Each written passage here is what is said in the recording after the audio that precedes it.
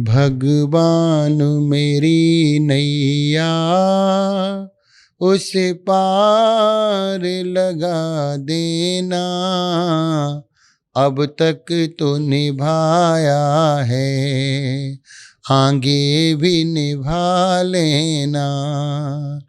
भगवान मेरी नैया उस पार तेरा देना, अब तक तो निभाया है आगे भी निभा लेना। भगवान मेरी नैया। देवादिदेव शांतिनाथ भगवान की, परम पूज्य आचार्य चक्रवर्ती आचार्य श्री शांति सागर जी महाराज की, परम पूज्य आचार्य श्री विद्यासागर जी महाराज की, परम पूज्य आचार्य श्री वसुनंद जी महाराज की, 3 करोड़ 9 करोड़ मुनिराजों की, अहिंसा मई जैन धर्म की महानुभाव कामयाबी के सूत्र। हम कैसे अपने जीवन में तरक्की करें। एक जिम्मेदार व्यक्ति होता है परिवार में जिसका नाम है पिता, लेकिन हम बात बात पे पिता को इग्नोर कर देते हैं। मैं देखता हूं वर्तमान में कई बच्चे केवल माँ से ही नाता रखते हैं, माँ से ही उनका बोलचाल होता है और माँ से ही उनका व्यवहार होता है, लेकिन वो अपने पिता को इग्नोर कर देते हैं, जैसे पिता का कोई स्थान ही नहीं होता है, जैसे पिता का कोई सम्मान ही नहीं होता है। और वास्तविकता में यही बात है कि हम 10 बार भी यदि बात करते तो माँ से बात करते हैं, और कभी पूछते भी हैं तो ये पूछते हैं मम्मी पापा कहाँ हैं, तब भी मम्मी का स्थान आता है, क्योंकि मम्मी 24 घंटे माँ हमारे आजू बाजू में रहती है, दिखती रहती है, तो हमको लगता कि माँ ही हमारी सब कुछ है और पिता तो कुछ नहीं होते हैं। लेकिन ध्यान रखना, पिता की शक्ति को बर्दाश्त करो ताकि काबिल बन सको। आज यदि पिता डांटता है ना, वो फिजूल में नहीं डांटता है, क्योंकि आपको डांट करने वाला भी पिता है और आपको प्यार करने वाला भी पिता है। वह पिता ही होता है जो पूरे घर की जिम्मेदारी को, यदि माँ भोजन पकाती है तो पिता उस भोजन की व्यवस्था करता है। वह अपनी व्यवस्थाओं में अपना सारा जीवन समाप्त कर देता है और बुढ़ापे तक वो अपने बच्चों की चिंता करता रहता है। इसलिए याद रखें, सूरज गर्म जरूर होता है मगर डूब जाए तो अंधेरा हो जाता है। पर पिता भी सूरज की तरह होता है जो पूरे घर को रोशन करता है, एक एक वस्तु का ध्यान रखता है, उसकी संतान बिगड़ ना जाए, उसकी संतान गलत रास्ते पे ना चली जाए, उसकी संतान कोई व्यसन ना करने लगे, उसकी संतान कहीं शराबी कबाड़ी ना बन जाए। वह 24 घंटे अपनी संतान का ध्यान रखता है। पिता की बातें गौर से सुनो ताकि दूसरों की बातें ना सुननी पड़े। पिता की बातें गौर से सुनो ताकि दूसरों की बातें ना सुनना पड़े। पिता के सामने ऊंचा मत बोलो, वरना भगवान तुमको नीचा कर देगा। पिता को बहुत सख्त बनाया है, जिसकी पीठ बड़ी मजबूत हुआ करती है, जिसके पीठ पे बहुत परिवार का बोझ रहता है, परिवार की जिम्मेदारी होती है। और ध्यान रखना, जिम्मेदार व्यक्ति को ना रूठने का अधिकार है ना टूटने का अधिकार है, ना वो रूठ सकता है ना वो टूट सकता है।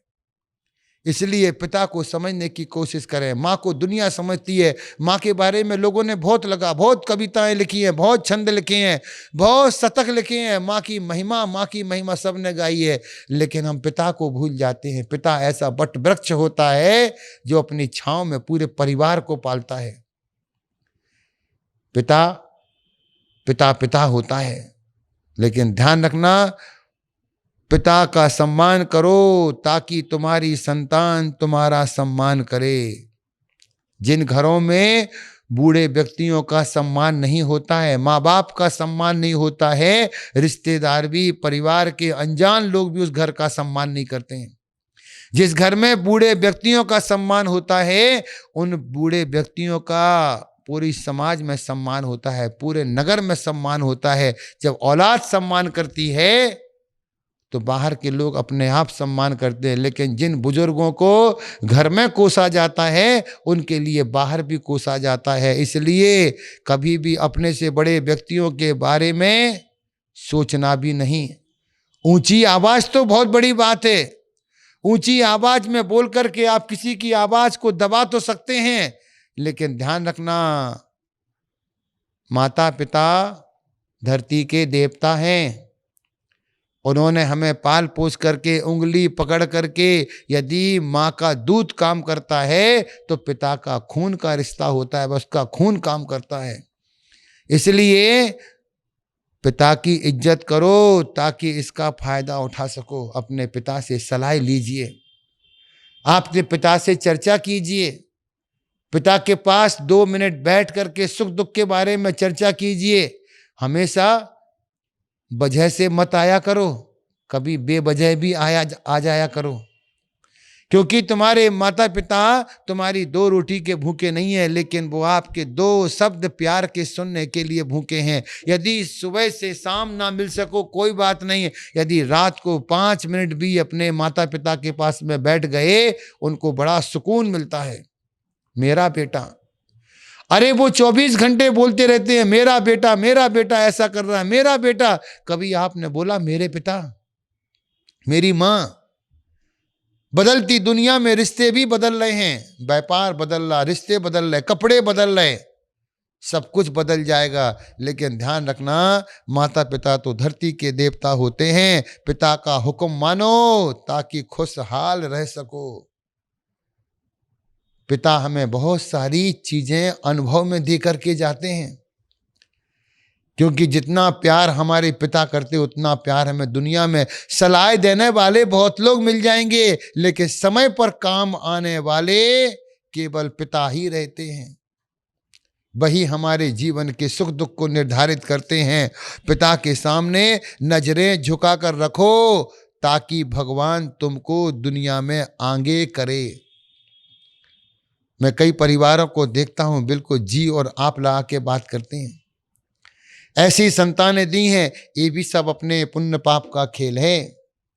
आज हम देखते हैं बिगड़ते परिवारों के लिए, बिगड़ते संस्कारों को देख करके अब लगता है कि शायद रिश्ते अब खत्म होने की नौबत पर आ गए हैं।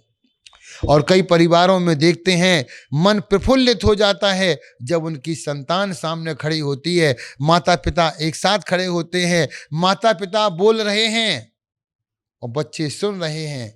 लेकिन कई परिवार ऐसे हैं कि माता पिता सुन रहे हैं और बच्चे बोल रहे हैं। बड़ों के सामने कभी भी छोटों को बोलने की चेष्टा नहीं करना चाहिए। बड़े बड़े होते हैं, वे अनुभव से बड़े होते हैं, उम्र से बड़े होते हैं। इसलिए पिता एक किताब है जिस पर अनुभव लिखा जाता है।